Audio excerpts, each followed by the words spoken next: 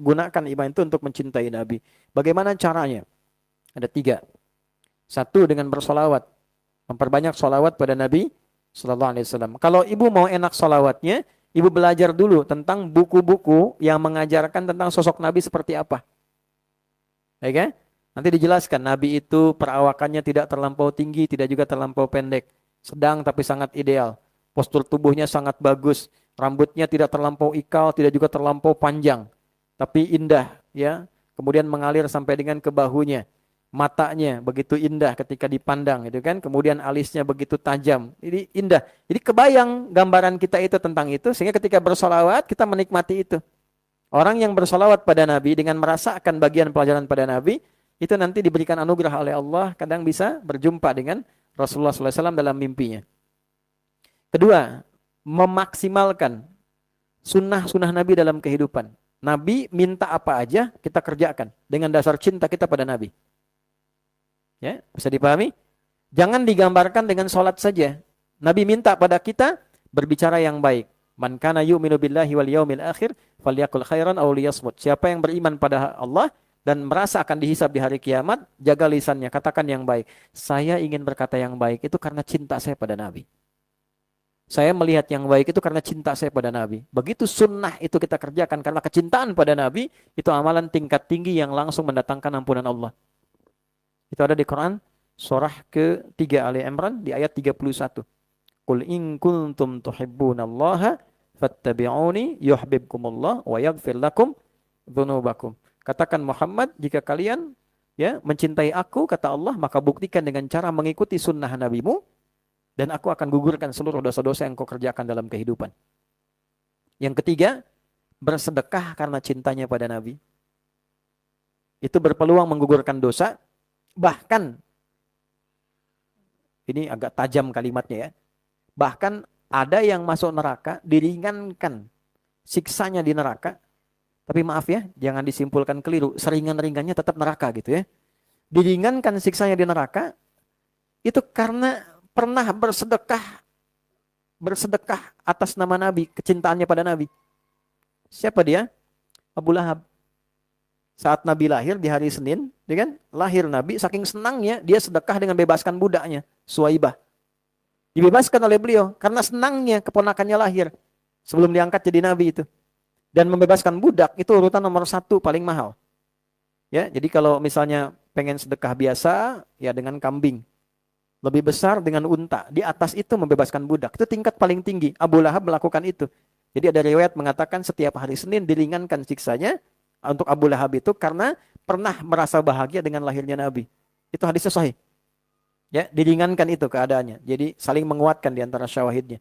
Makanya ada yang mengatakan bahwa ketika kita bersedekah karena kegembiraan kita pada Nabi, senang dengan Nabi, nah itu memberikan satu syafaat tertentu pada kehidupan kita baik dunia ataupun akhirat.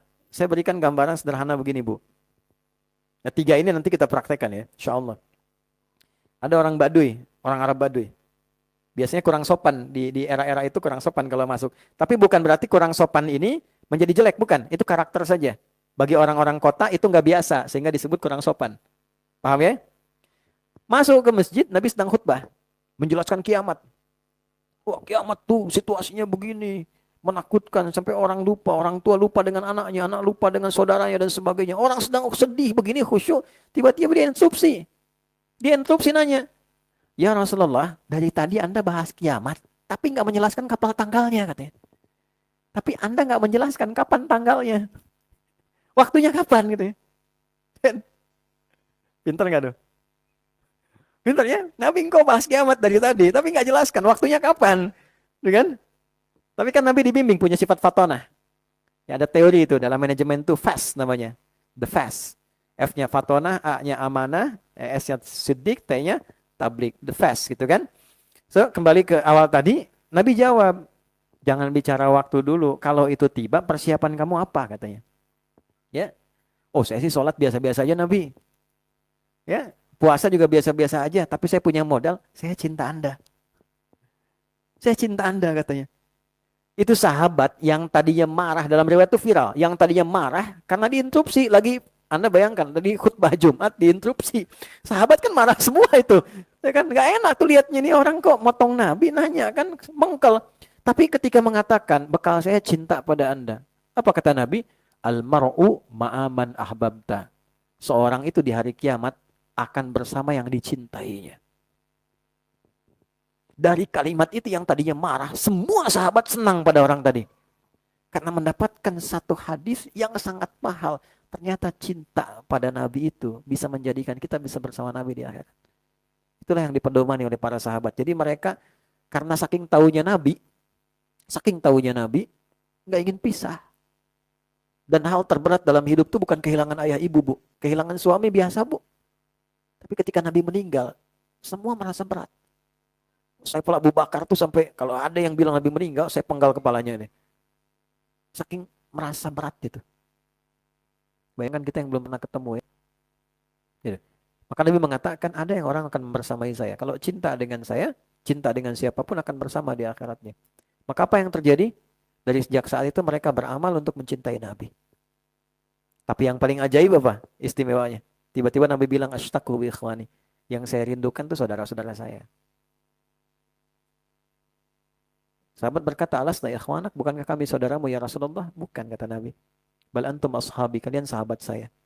Ikhwani, saudara-saudara saya itu, humul ladina yu'minu nabi walam yarawni. Mereka itu yang gak pernah lihat saya. Cuma iman sama saya. Gitu. Mau percaya. Gak pernah lihat saya, cuma mau percaya. Mau sholat. Itu Nabi tuh kangen gitu. Kangen sama kita. Masa kita gak kangen ya? Ya, jadi upayakan bertanamkan rasa cinta itu, rasa sayang itu sehingga ada kesempatan. Masa bersolawat gak pernah lihat, ya kan? Kita berdoa dalam sholat kita sebut tapi gak pernah lihat. Nah, jadi itu gambarannya, wallahu a'lam. Tapi setidaknya ya niatkan itu dan semoga Allah memberikan jalan termudah untuk kita berkumpul bersama Rasulullah SAW. Makanya jadi umat Nabi yang baik, ya. Jadi yang baik, rahmah, saling mencintai. Lihat orang tuh gak harus dengan apa ya? Ya lihat dengan cara pandang kasih sayang Nabi ngajarin kita lah. Ya, kalau sudah seperti itu hati kita juga lapang. Saling menyayangi orang. Alhamdulillah, beda pendapat, alhamdulillah apa-apa, saling menyayangi. Ya. Bahkan dengan yang belum beriman pun kita doakan. Kalau sudah seperti itu hidupnya tenang. Ada masalah sedikit di rumah tangga dengan sifat sayang bawanya. Kalau tidak banyak kecewanya nanti. Ya. Seperti yang Nabi ajarkan, alhamdulillah titipan sementara. Ya, balas dengan walaupun itu tidak mudah, walaupun tidak mudah. Sepanjang hidup masalah akan selalu ada. Dan masalah itu mengkonfirmasi kebenaran, ujian dan ikhtiar kita untuk beribadah kepada Allah Subhanahu wa taala. Kalau nggak ada masalah kita nggak kenal sabar, nggak kenal jujur, nggak kenal ibadah, ya, nggak kenal tarekah untuk menyembah Allah. Justru dengan adanya masalah itu dihadirkan segenap kebaikan.